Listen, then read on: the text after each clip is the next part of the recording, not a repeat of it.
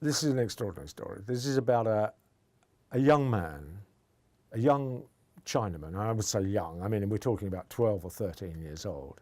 During the Cultural Revolution he was born and brought up in China. And he loves Mao, and he talks very highly of Mao because even though he did some terrible things, he gave the Chinese an identity from which they're profiting now, because prior to Mao, the Chinese had been occupied by European colonialists and fought over, and they were downtrodden and they were a miserable race of people.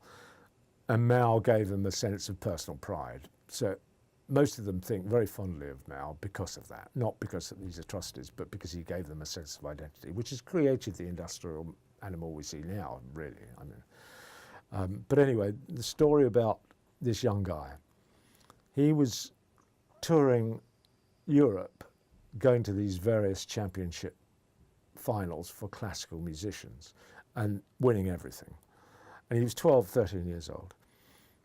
And the reason he was winning everything was because he was playing from handwritten manuscripts that his mother had copied, because his mother wasn't allowed, they weren't allowed to have European sheet music.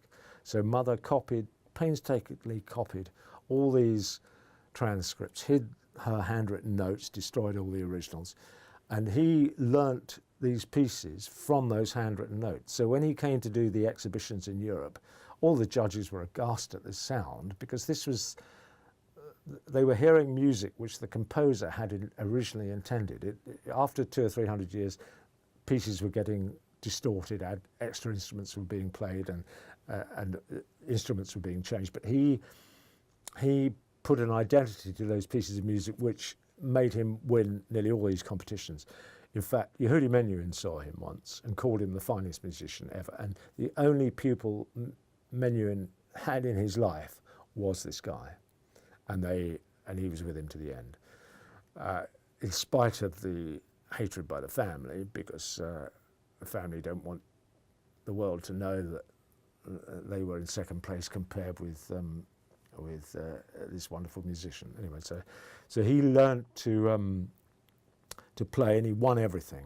And to listen to this guy is extraordinary. He used to entertain the troops in trenches as a 10-year-old and an 11-year-old boy. And so he was well accomplished in doing this thing. And then what happened to him when he was in Switzerland, and an inspector on the train that he was travelling to from one exhibition to another, one competition to another, discovered that his visa wasn't appropriate for the next country into which he was going to enter. So he was ejected from the train in his pyjamas, 13-year-old boy standing in the middle of Switzerland, snowing, standing by the side of the road, didn't know what he was going to do. A Rolls Royce pulls up. It's Roger Moore. Roger Moore is driving, takes pity on this young Chinese kid standing in his pyjamas in a snowstorm, and offers assistance, being a lovely guy apparently that he is. Took him back with him, and what transpired was Kun taught Roger Moore's son how to play the violin, and he lived with him for about 3 months. Extraordinary story, and we intend to interview Roger Moore about it, because Roger Moore and he were very close apparently. Anyway, then he was invited by Yehudi Menuhin to come to London and train with him, and they played together and toured together. And now Kun is professor of violin at the London Academy of Music. I mean, you couldn't write this story. It's the most amazing story, lovely story, and he's such a lovely guy. And he's got nothing but praise for Mao, and it's gives you a very different way of looking at Chairman Mao. We've always been told that these little red books and the paranoia which was created, but he gave them a sense of identity, which I think they're all eternally grateful for underneath it all.